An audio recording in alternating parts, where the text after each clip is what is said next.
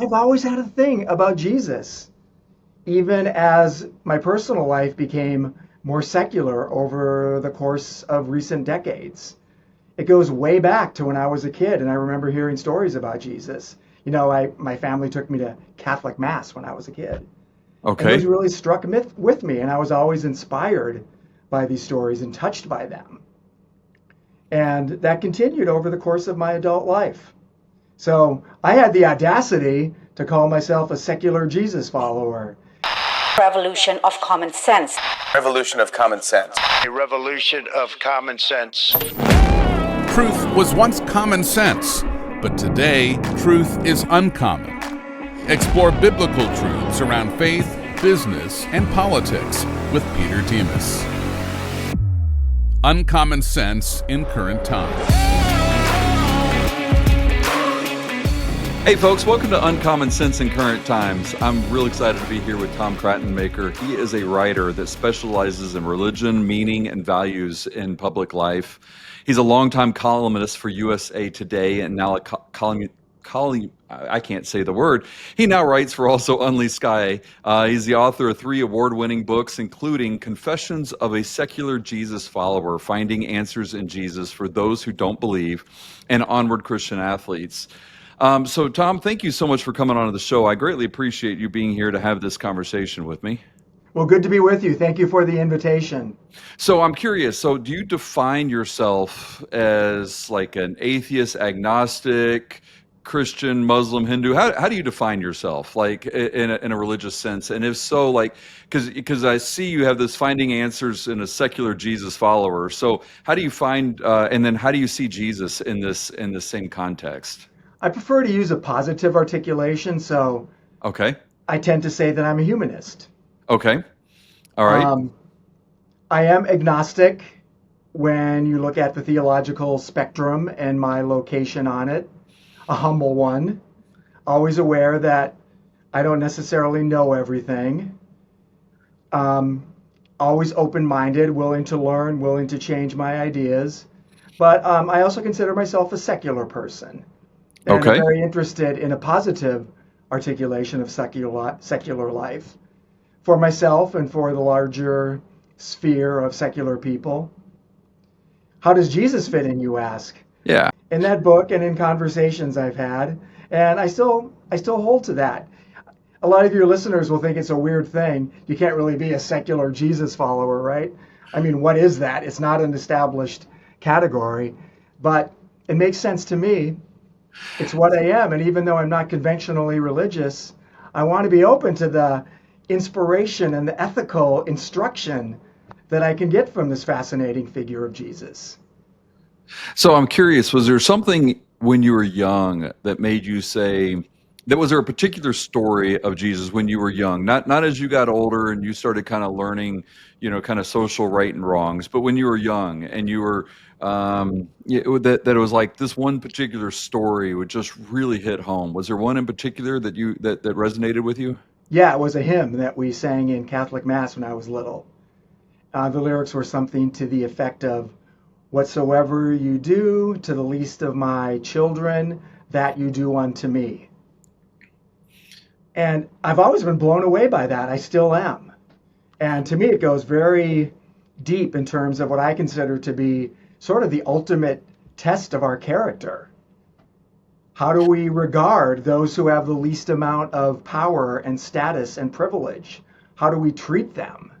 How do we treat the people who some of us could mistreat and get away with it? That's a really important ethical idea for me, and I get it from Jesus. So when you look at ethical, and you've used that term twice, and I guess here's the kind of the question I have is,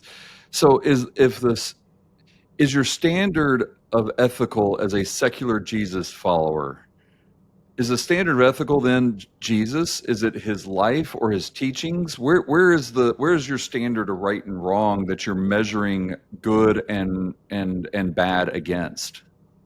Good question. It's Jesus's behavior, as an example, and the things that Jesus said and taught in the New Testament. Okay, now I know you've heard this argument, but I got to ask it because C.S. Lewis says that in order to do this, you have to look at Jesus as you already see you smiling, see as a liar, lunatic, or a Lord. That when he says "I am Lord," you either have to do that. So, and I know you already have an answer for it because I know this is not the first time you've dealt with it, but I want to know what the answer is because I've never talked with anybody who has this face to face. So. I really want to know how do you deal with that issue that C.S. Lewis raises? Peter, I wrote about that in the Secular Jesus Follower book. Okay.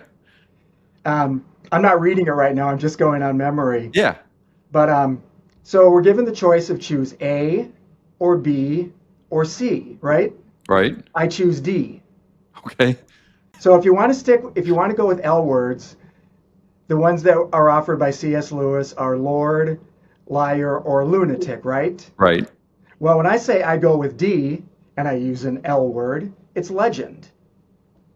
Not as a way to say that it's false in any way, but it's somebody great in the pantheon who is worth paying attention to, who had a lot to say. And so if you're confined to L words, that's a pretty darn good way at looking at who Jesus was if you're not convinced it's not one of the first three options. But then at that point in time, how are you picking and choosing which? Because Jesus says, "I am Lord, and you should do the least of these as you do unto me." So he says both. Why do you pick one sentence of Jesus and reject the other sentence of Jesus? Like how does that work? Right. I've always been very candid about the fact that I'm cherry picking, right? Yeah. Let's just be very candid about that. I would say that most people cherry pick if you mean that they emphasize certain parts of Scripture more than others. I might be doing a much more radical job of cherry picking, but how do I decide which ones are most meaningful to me and most actionable? Good question. Part of it is that I look at what's relevant to life today. What are the questions I'm asking and that people today are asking? What goes right to the heart of perhaps the pain and dysfunction we have in society? And by the way, I think that Jesus has a lot to say about the pain and dysfunction we have in our lives today. And so I look at it that way. It won't surprise you that I'm not going to just verbatim believe everything, but I'm going to give it a lot of deference, a lot of benefit of the doubt, and then hold it up against all the other philosophical learnings that I have, ideas, kind of check it against different verification methods to see that it works and that it's true. And so it's a combination of discernment, judgment, and really paying close attention to what Jesus says and does and seeing what's there and taking it seriously.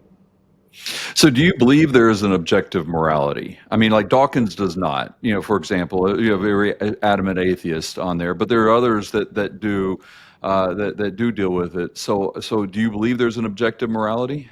I'm not sure, but I act like it in my own life. Okay. Because how do you act like it if you don't believe in I have it? very strong views about things like how we treat one another. Okay. And so I don't get hung up asking myself whether it's subjectively true. I just have a conversation that says it's extremely important and it's valid, it's valuable, and all of my instincts and my knowledge tell me it's a good way, it's the right way. And so that's what I mean when I say I act as though it's objectively true. When I discover something that resonates with me and I find that it's valuable in my life, I go with it. So it's almost like what you're saying is, and I don't want to put words in your mouth. So it's almost like you're saying like that you have like kind of this moral intuition, a gut feeling almost. But more than that, Okay. I mean, I do think human that beings resonates with your brain, with your experience, with your knowledge. Yeah, and my contemplation. So what you say is very interesting. I've had lots of conversations with secular people. And a lot of them will say that they think that humans have a generally valid and good moral intuition. And so I buy that, but I think that it needs to be cultivated. It needs to be deepened. It needs to be practiced. It needs to be talked about and studied.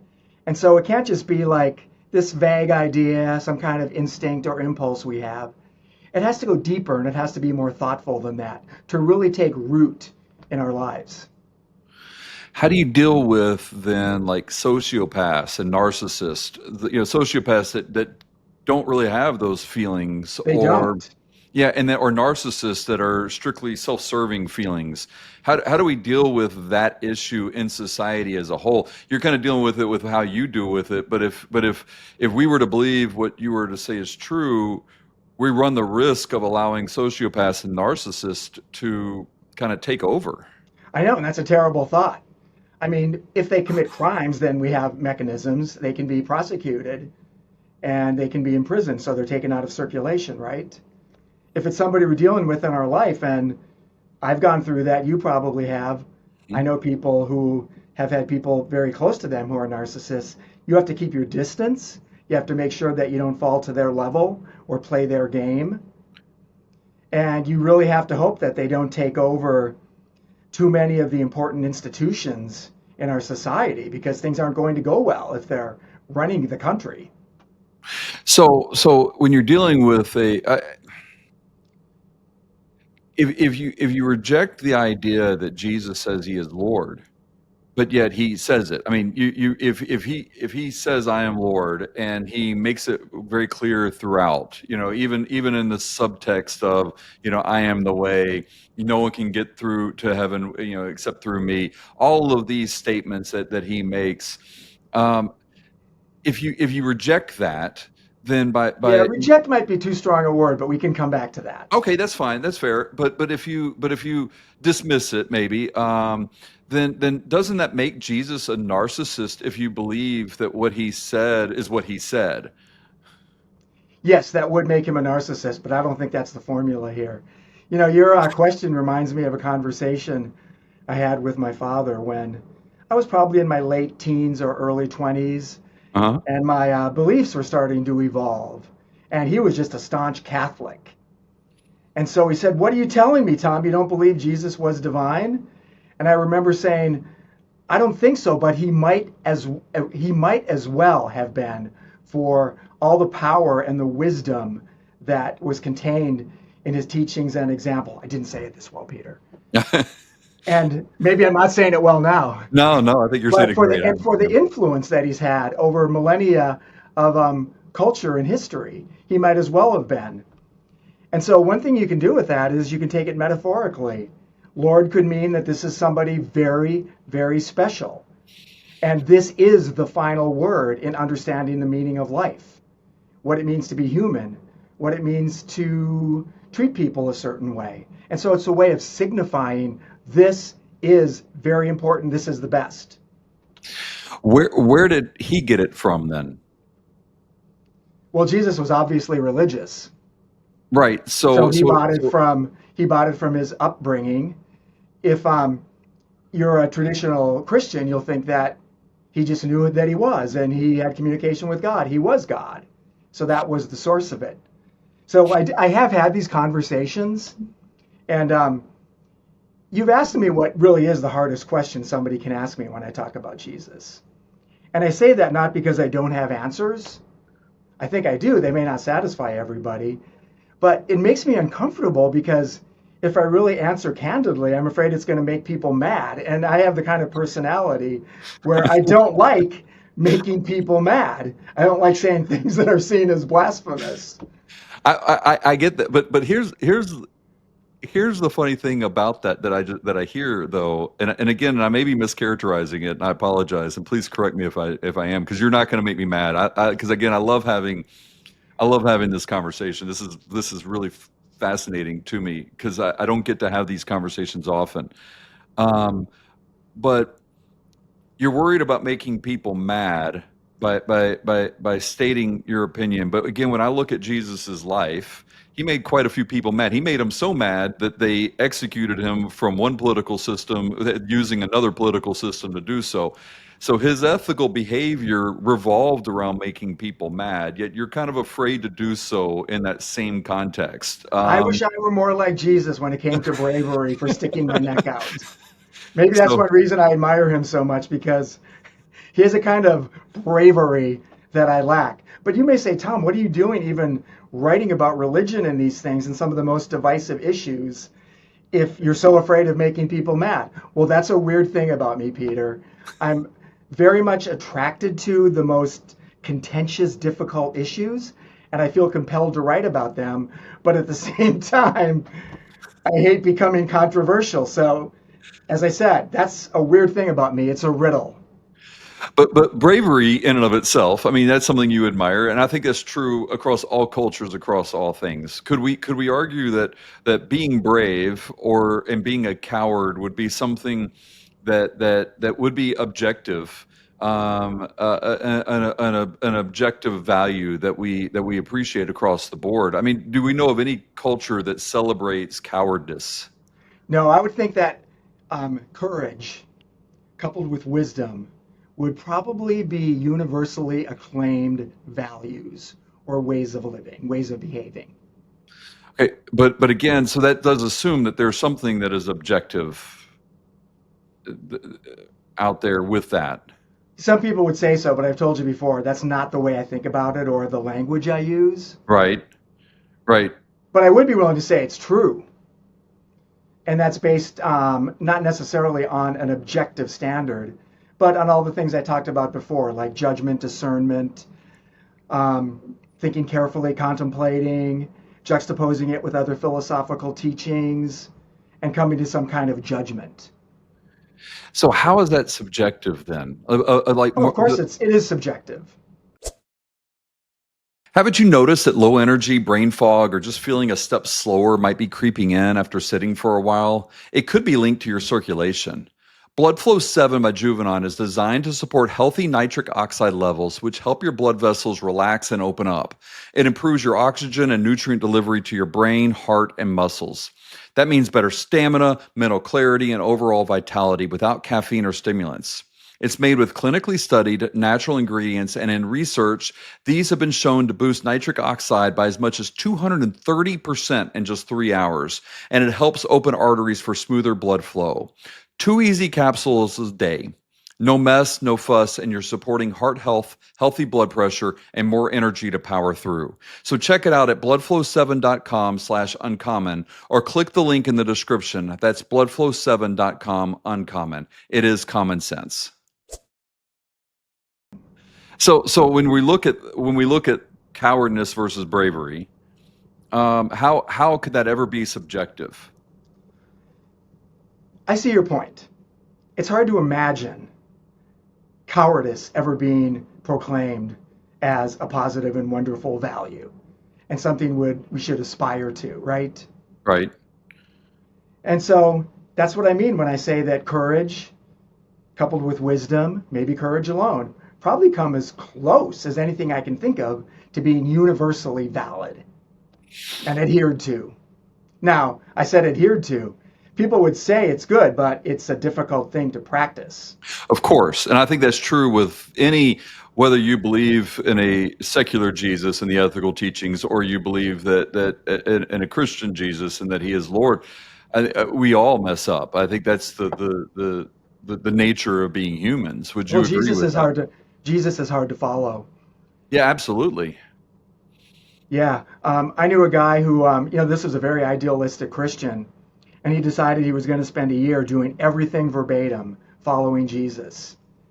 And he had to give it up after a few months. It was too hard, and it was kind of ruining his life.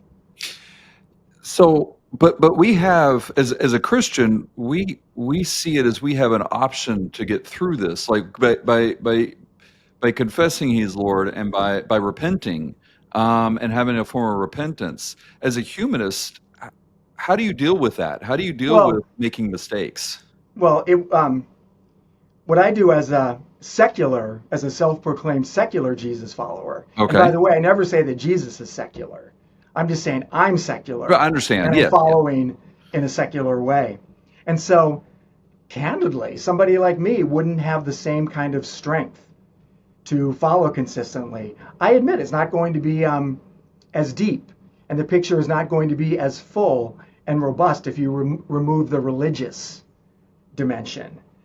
I contend that there's still a lot there that's valuable and meaningful and actionable, and something so many of us would do well to try to incorporate into our lives.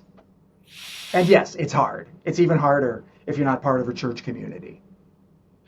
It's interesting because, again, I think it would argue depends on the particular type of church community. Because Oh, I grew up in church and rejected it, and actually hated Christians for a while. I got saved later in life, what kind so of church was it that you went to when you were young?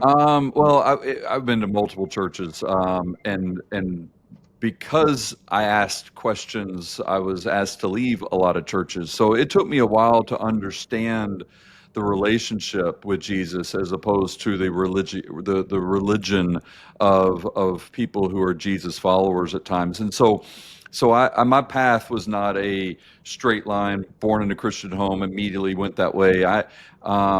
But when I got saved and it was a radical transformation, then that's when I started really digging in and trying to understand it. And where a lot of these questions come from, because honestly, these are questions that I would pose to other people when I was not a Christian, and so that's where a lot of that would come in.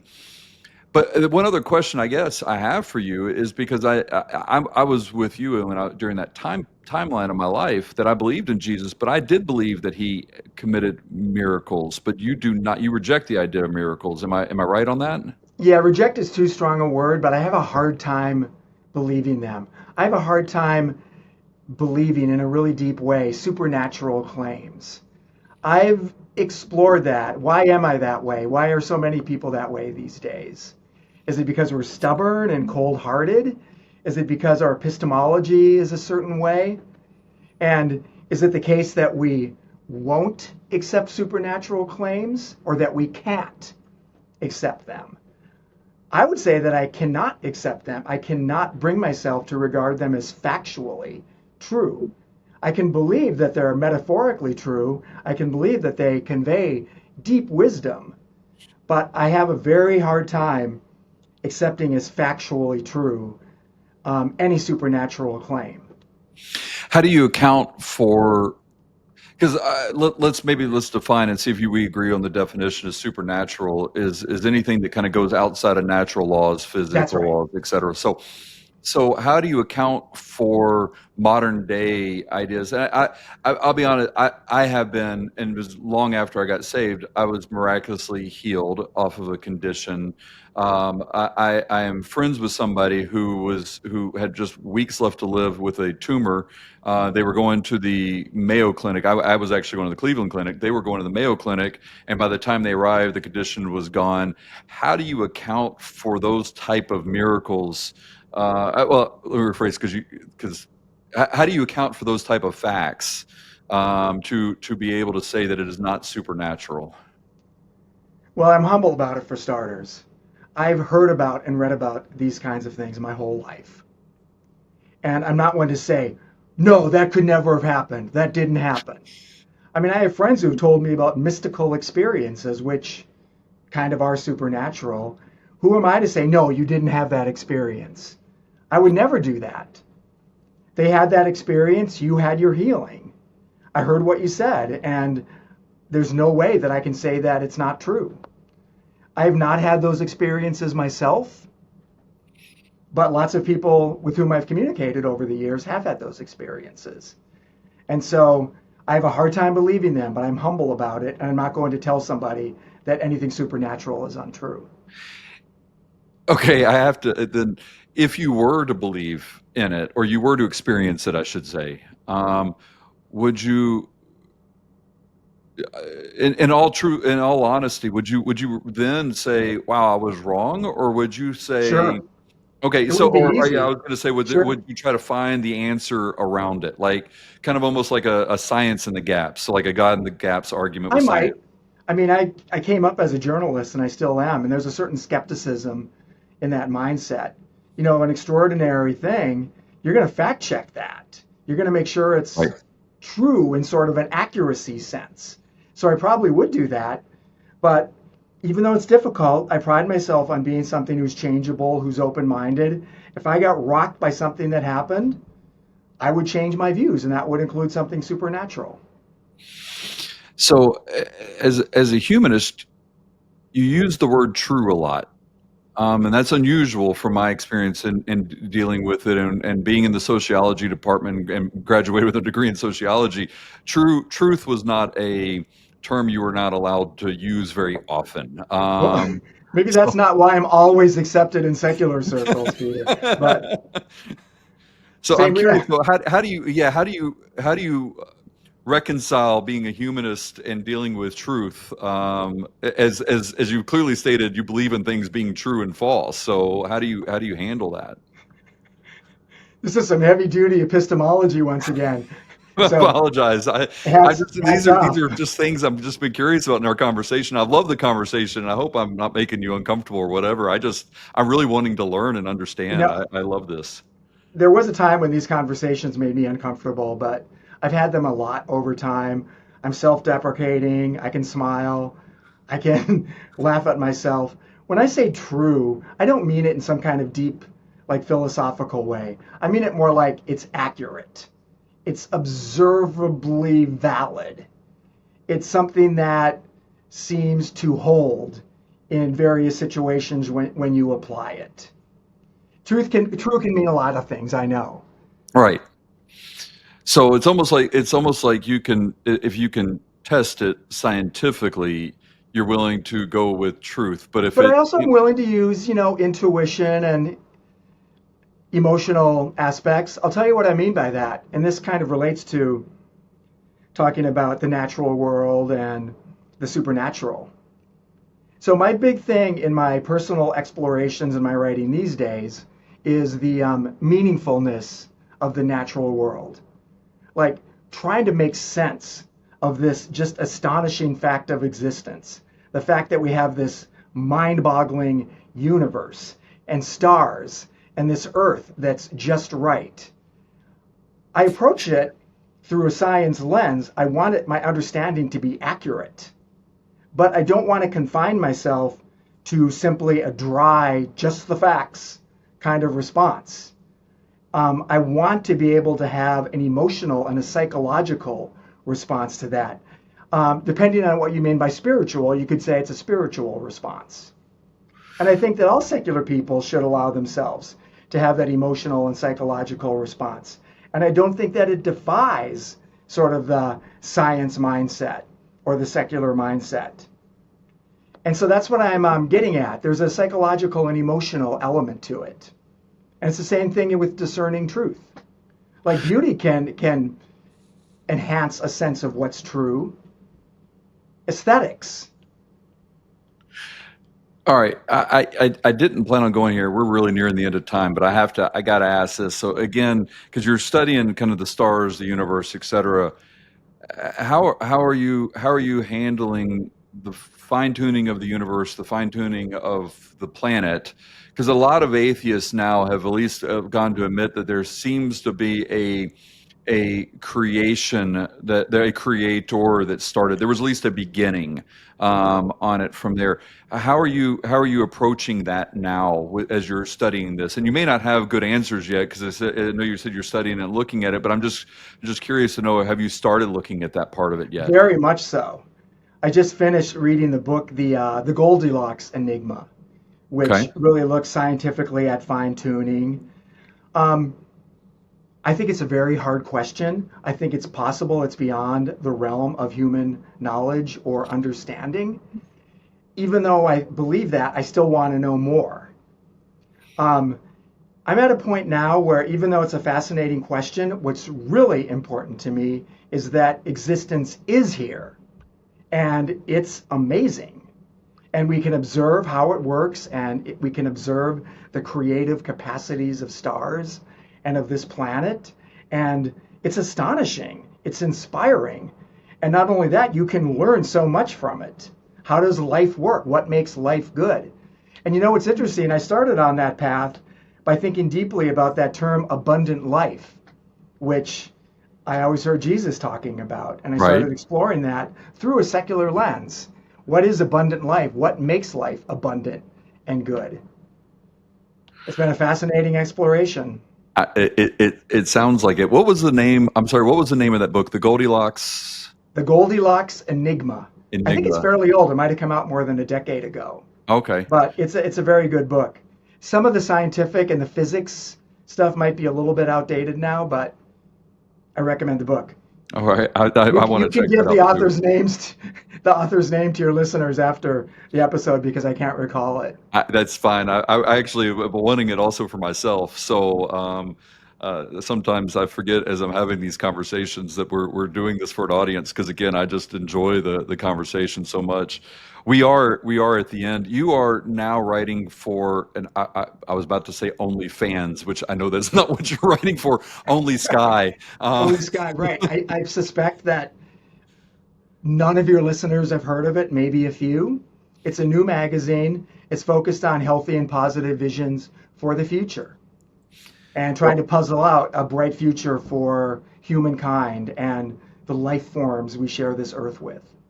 I'll be honest. I've read it. I don't agree with most of the stuff I've read in Well, there. yeah, it's written from a secular It, perspective with it is. primarily a secular audience in mind. But I appreciate it. I love the fact that again you are because you're being thoughtful. It's not just I think part of the problem we have in our culture now is we just have the two divided signs of two small children saying it's mine, no, it's mine, and we're not trying to find and have these conversations. So I do encourage people to go and look at your articles on there as well as get your books. Is there any other way that they can find out more about you, find out more what you're doing, to learn more about this?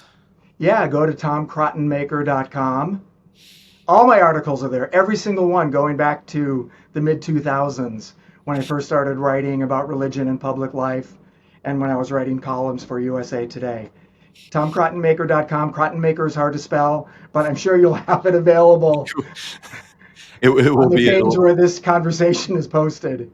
It will be, and it really actually for those that are listening on on your favorite podcast or whatever, it is also it literally spells like it sounds. So That's true. it should be good there. It starts with a K instead of a C. That'll be the only hint I give you. So well, Tom, I do appreciate it. I thank you so much for being on the show. Do you have anything that you want to just finish up with that you want to have kind of a last word type thing before we Well, before we go? just to agree with you, I'm so frustrated by the cultural dynamics today. Like just these two warring sides and nobody listening. That's not good. And so, with that in mind, I commend you for the work that you're doing. Well, I appreciate it, and I thank you so much for being on the show, for handling my questions with such great grace and poise. I really do. I heard wonderful things about you, and what I have heard has proven to be correct. So again, Tom, I thank you so much for being here. It was fun. Thank you. Thank you.